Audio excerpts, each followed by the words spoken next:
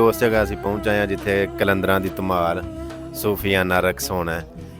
इस तरह जिस तरह एक असैंबली हाल है, यानी कि सारे जिहड़े लोग आके कुर्सियां दे उत्ते बहिंदे ने पे, उत्ते दा मंजर तुसीं वेंदे हो पे।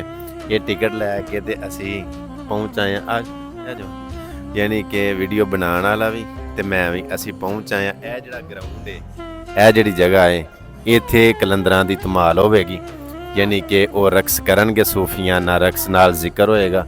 यह जिहड़ा स्टेज बनिया इत्थे वो बह के यानी पढ़न वाले पढ़नगे, वो यानी कि जो भी कलाम पढ़ते हैं वो तुहानूं हुणे असीं वहाने आ। ये यानी कि सारे गोरे मुसलमान सारिਆਂ ਨੂੰ आउण दी इजाज़त है, क्योंकि ये मस्जिद का हिस्सा नहीं, ये एक खास मुकाम खास जगह ऐसी है कि जिथे मतलब सारे अपना आके वेह सकते हैं। सिर्फ जामी नहीं, सिर्फ मस्जिद नहीं, जोक दर जोक लोग, बीबियाँ, बंदे, वडेरे, बच्चे सारे आके ते ये कलंदरां दी धमाल यानी सूफियाना रक्स आके ते वेख सकते हैं। यह जिहड़ी जगह है बड़ा खूबसूरत मंजर, यानी कि ये वेखण वाले जिन्ने ने ना सारे आके ते फीलिंग यानी एक फीलिंग ही हुंदी है कि वो यानी कि इंजॉय कर सकते। हर तबके दे, हर कौम दे, कई मुल्कां दे लोग इस टाइम मेरे पिछे तुसीं आ वेख रहे हो, जिवें असैंबली हाल नहीं बैठे होंदे लोग, जिन्ने लोग आए ने ये सारे लोग इस टाइम वेखण वास्ते बैठे ने, क्योंकि रात के 8 बज गए ने ते कलंदरां दी धमाल दा टाइम शुरू हो गया। यानी कि सूफियाना रक्स बिल्कुल करीब करीब ने और टाइम हो चुका है। और वो जिहड़ा सामने स्टेज बनिया, उस स्टेज के उत्ते पढ़न वाले चाहे कोई भी कलाम है जिहदे उत्ते कलंदरां ने यानी सूफियां ने सूफियाना रक्स होना है, जिहड़े कलाम दे उत्ते कलंदरां धमाल पानी है।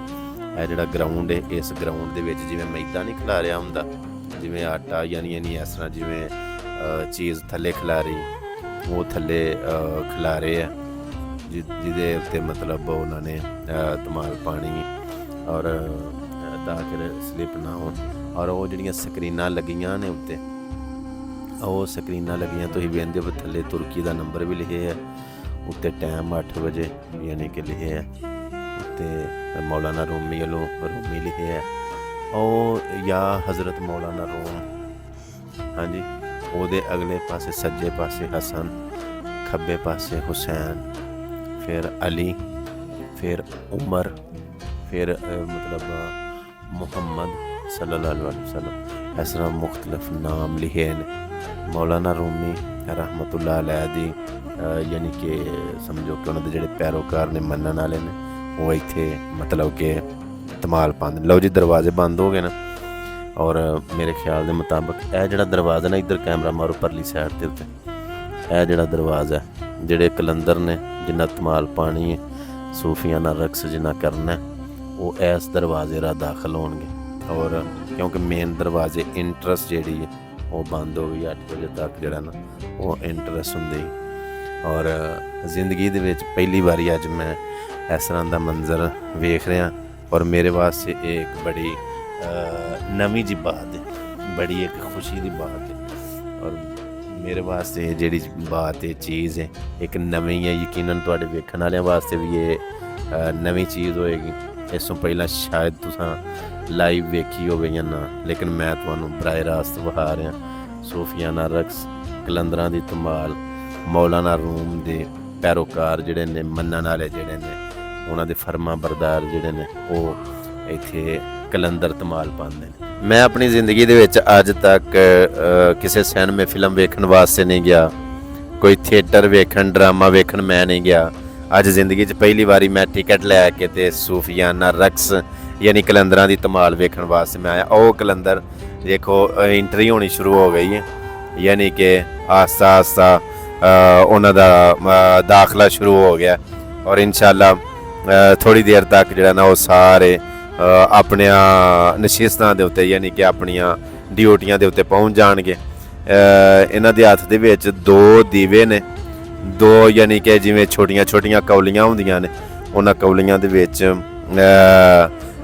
ਮੇਰਾ ਮਤਲਬ ਹੈ ਜਿਵੇਂ ਬੜਾ ਮਜ਼ੇਦਾਰ, ਬੜਾ ਪਿਆਰਾ ਜਿਹਾ ਸਮੈਲ, ਬੜੀ ਪਿਆਰੀ ਖੁਸ਼ਬੂ ਇਹਨਾਂ ਦੇ ਹੱਥ ਦੇ ਵਿੱਚ ਜਿਹੜੀਆਂ 2 ਪਿਆਲੀਆਂ ਨੇ, ਕੌਲੀਆਂ ਨੇ, ਉਹਨਾਂ ਦੇ ਵਿੱਚ ਬੜੀ ਪਿਆਰੀ ਜੀ ਖੁਸ਼ਬੂ, ਧੂੰਆਂ ਜਿਹਾ ਉੱਠਦਾ ਪਿਆ। ਹੁਣ ਇਹਨਾਂ ਨੇ ਸਾਰੇ ਇੱਥੇ ਆਲੇ ਦੁਆਲੇ ਫਿਰਨਾ ਤੇ ਯਾਨੀ ਇੱਕ ਵਾਰੀ ਸਾਰਿਆਂ ਦੀ ਰੂਹ ਮੁਅੱਤਰ ਹੋ ਜਾਵੇ, ਸਾਰੇ ਇਸ ਚੀਜ਼ ਨੂੰ ਫੀਲ ਕਰਨ, ਇੰਜੋਏ ਕਰਨ, ਜਿਵੇਂ ਮਦਹੋਸ਼ੀ ਦਾ ਆਲਮ, ਜਿਵੇਂ ਕਿ ਬੰਦੇ ਨੂੰ ਸਰੂਰ ਔਰ ਮਜ਼ਾ ਔਰ ਇੰਜੋਏ, ਉਹ ਸਾਰਾ ਕੁਝ ਮਤਲਬ ਕਿ ਤੁਸੀਂ ਫੀਲ ਕਰੋ। ਅਸੀਂ ਤੇ ਇੱਥੇ ਬਹਿ ਕੇ ਇੰਜੋਏ ਕਰ ਰਹੇ ਹਾਂ, ਫੀਲ ਕਰ ਰਹੇ ਹਾਂ।